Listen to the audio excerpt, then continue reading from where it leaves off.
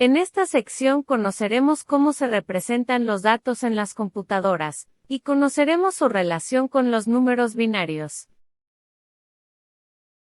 Imaginemos este escenario.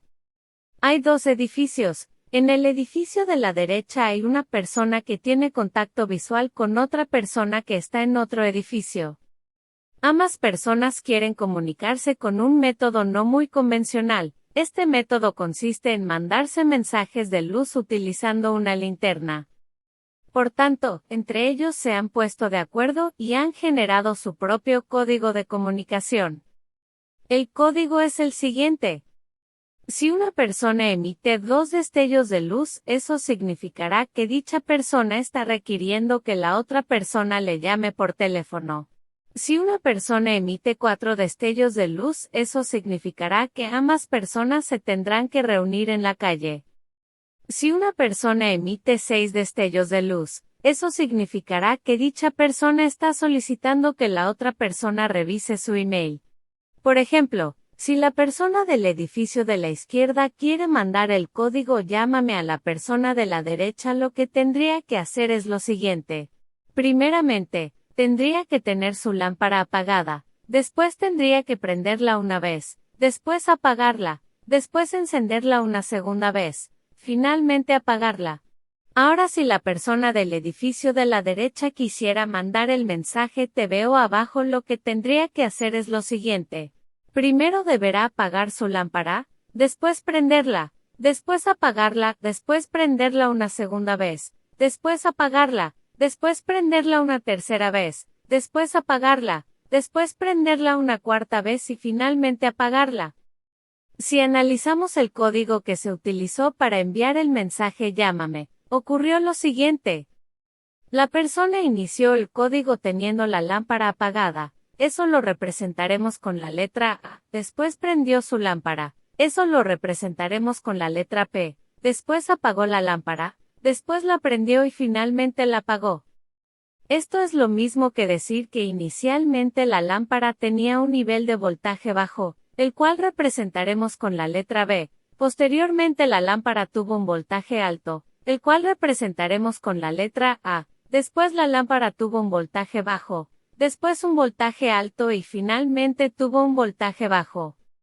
Si la lámpara para encender necesita 5 voltios, entonces podríamos también decir que la lámpara al inicio tenía 0 voltios ya que estaba apagada, después fue encendida con 5 voltios, después tuvo 0 voltios, después 5 voltios y finalmente tuvo 0 voltios. Como vemos, en cada una de las secuencias los valores únicamente adoptaron 2 valores. Si analizamos la secuencia de los voltajes vimos que es posible asignarle a esta secuencia de voltajes un significado. En otras palabras, dicha secuencia está representando información. Con esto completamos este escenario introductorio. Dentro de las computadoras que la mayoría de las personas utilizamos hoy en día, existe un componente electrónico que tiene la capacidad de almacenar un valor de voltaje. Para analizar el funcionamiento de este componente conectamos un cable a uno de sus pines. A este pin le llamaremos entrada. Conectamos otro cable a este otro pin. Este pin será llamado salida. Finalmente conectamos un cable a este otro pin. A este pin le llamaremos control. Cada uno de los pines trabaja únicamente con valores de voltaje de 0 o de 5 voltios. El componente funciona de la siguiente manera. Inicialmente todos sus pines poseen 0 voltios. Si colocamos 5 voltios en la entrada, dicho voltaje intentará entrar al chip, pero no podrá hacerlo debido a que el paso se encuentra cerrado. Si en el pin de control hay 0 voltios, esto significa que ningún voltaje podrá ser ingresado al chip. Si en el pin de control colocamos 5 voltios, entonces se abrirá el paso y el voltaje de la entrada será ingresado dentro del chip. El pin marcado como salida refleja lo que hay dentro del chip.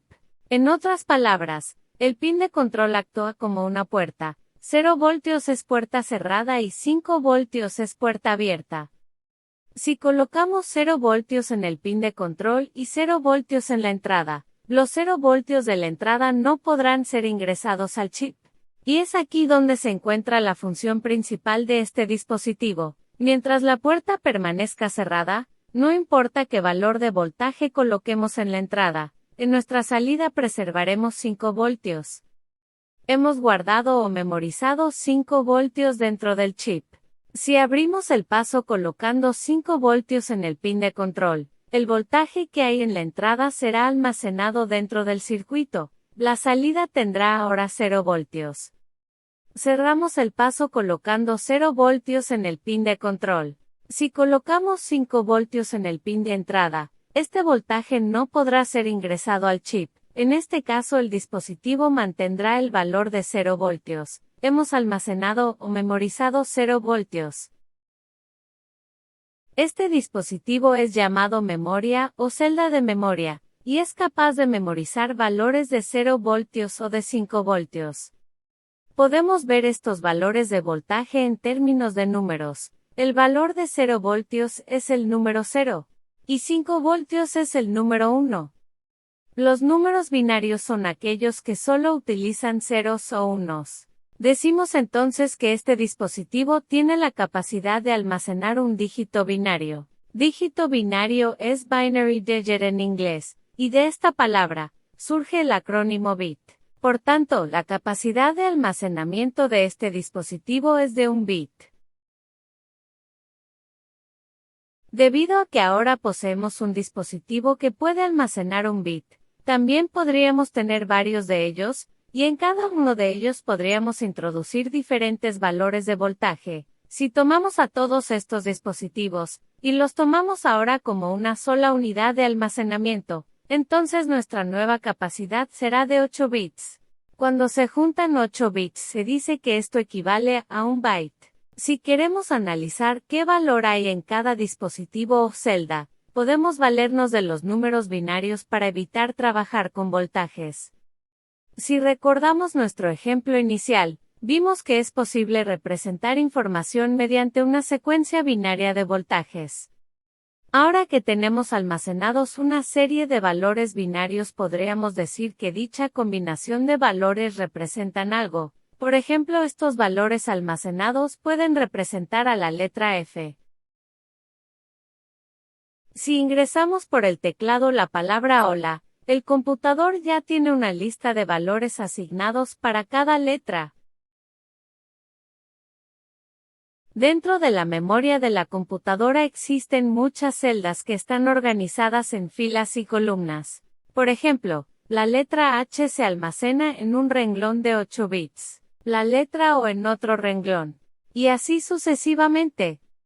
También hay espacios de la memoria que están libres, y que pueden ser utilizados en cualquier momento. Si queremos ver el contenido de la memoria en términos de números binarios, entonces simplemente decimos que 0 voltios es el número 0, y que 5 voltios es el número 1. A cada renglón de la memoria se le conoce como dirección de memoria. En cada dirección de memoria tenemos almacenado una secuencia de números binarios. Todos ellos en su conjunto son en sí un número binario que tiene su equivalente en nuestro sistema decimal. Para demostrarlo, abrimos la calculadora de Windows. Si quisiéramos introducir el número decimal 125 en la calculadora, empezamos introduciendo el dígito que está más a la izquierda. Este es el dígito más significativo. Al final introducimos el dígito que está más a la derecha, el cual es el dígito menos significativo. Para el caso del número binario localizado en la primera dirección, su dígito más significativo será el que está más a la izquierda, y el dígito menos significativo será el que está más a la derecha. Configuramos la calculadora para trabajar en modo programador. Seleccionamos la opción bin, lo cual significa binario. Al activar esta opción, los números del 2 al 9 han sido deshabilitados, por tanto, solo podremos introducir ceros o unos.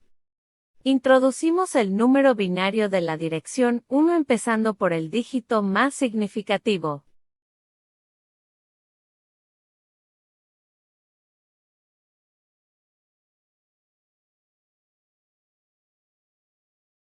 Este número binario es el equivalente al número decimal 104. De la misma manera, el número binario almacenado en la dirección 2 tiene su equivalente en número decimal.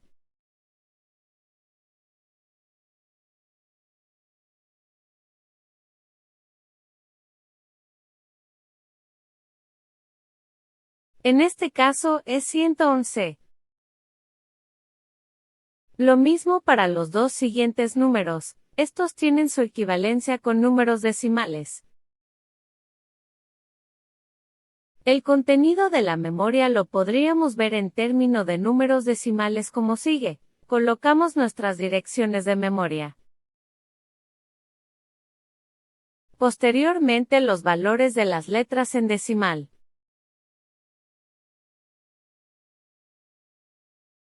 En programación es común utilizar otro tipo de numeración el cual reduce la cantidad de dígitos decimales. Estos son los números hexadecimales. El número decimal 104 tiene su equivalente al número 68 en número hexadecimal.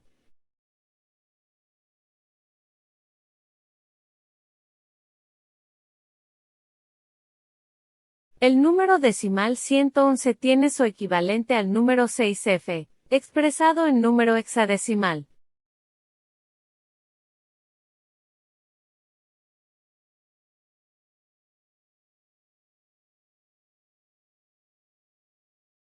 El número decimal 108 equivale al número 6C.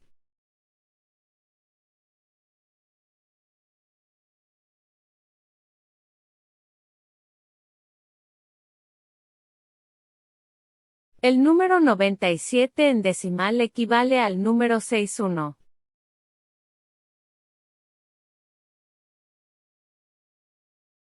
Las demás direcciones de memoria permanecen en cero.